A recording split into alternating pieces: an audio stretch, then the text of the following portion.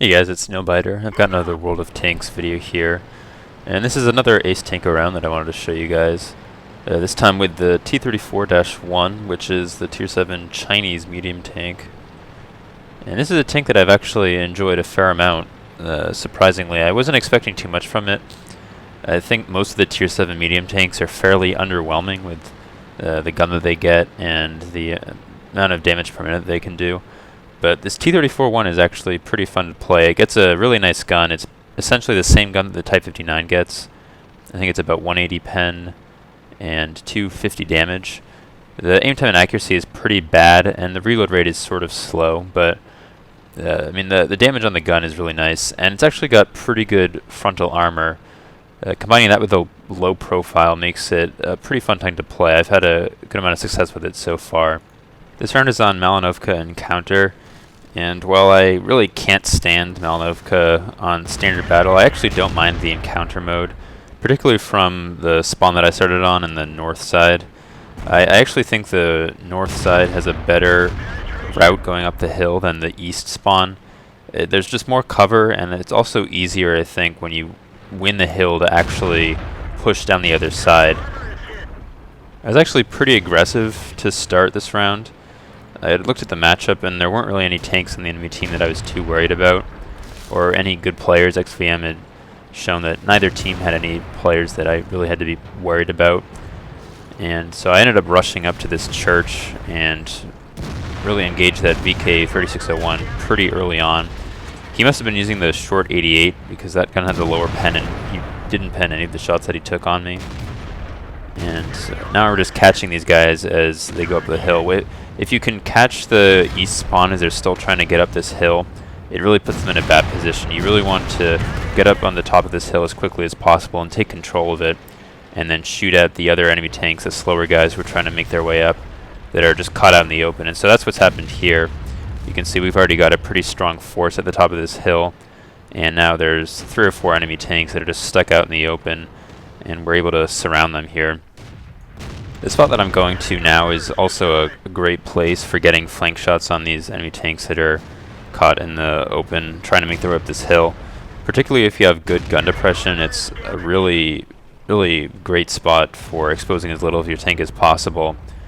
And while this tank really doesn't have good gun depression at all, it's got pretty good turret armor, so I'm able to make this work, and the enemy is kind of panicking at this point, so they're not able to take effective shots on me. I was having a little bit of trouble with the gun depression at first, as you can see me trying to wiggle back and forth and maneuver into a position where I could get a shot on this VK without exposing too much of my tank. And I was able to find one good angle there, and they continue to back up. And since they're backing up, I'm not too worried about getting shot, at least from those guys. And you can see I'm still protected on the side with the little hill there to my right. There you could sort of see the bad aim time and accuracy as I missed a shot on that IS, and I took a little extra time to get the kill shot on that VK-3001P. But the aim time and accuracy definitely are liabilities on this tank. You do have to be a little patient when you're sniping with it, and you will miss a fair amount of shots. But at close range, it's really a great tank. And if you take your time, it's not too bad. I mean, you can see that it isn't bad accuracy. You just have to wait about 3 seconds. I forget what the exact aim time is, but it's pretty slow, as you can tell. So because of my aggressive play, I've actually already gotten over 3,000 damage, which I think is pretty good for a Tier 7 medium tank. And I really was able to lead the charge there as our guys cleaned up the hill pretty quickly. I'm just rushing down. I want to, at this point, I just want to finish this round. I know we've basically won at this point, so now I'm just going to get some spots. I actually end up doing a fair amount of spotting damage as well in this round, which is fairly surprising. Getting a little greedy here, going for more damage on these Jagdpanzers, and that Jagdpanzer 4 ends up taking out my driver, although it didn't really take very much damage there. You can see I do want to get shots on that KV-1S and the T-25-2 that are down there, but I know with this bad aim time and accuracy, it's going to be a little bit of a pain to try to get shots, and I'm probably just wasting time more than anything, or chances at getting damage on the other tanks that are still left in this game. I actually did get one shot there in the back of the T-25-2, which was pretty surprising. I take another blind shot thinking that I might have a chance to get a kill there, but it goes wide.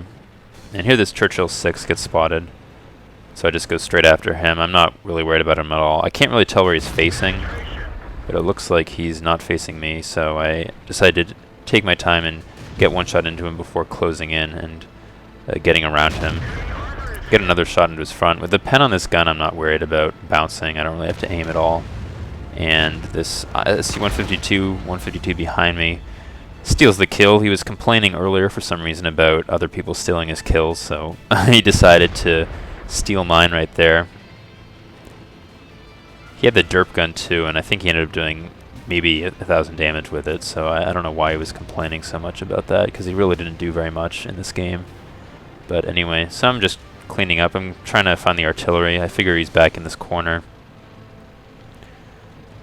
And sure enough, there he is. Take a lucky moving shot there, and it goes right into him. Unfortunately, he hits me and tracks me, but I know I can reload before he does, so I'm able to finish him off. I would have liked to get a top gun in this round, as I did actually over 4,000 damage. It was a pretty good round. As you can see, I've got over 4,200 at this point.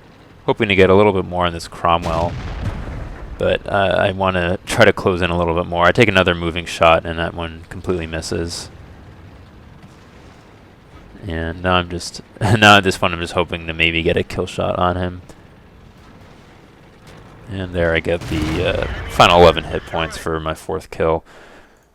So there's the end of the round. I end up getting Confederate to go along with my ace tanker, and I do over 4,000 damage and over 2,000 spotting damage, so a really solid round. I actually get 2 pages of people on my post-game stats, over 1,700 raw experience, so a really great game, I think, in the T-34-1, and I must have completed some mission as well, as I got a lot of bonus credits there too.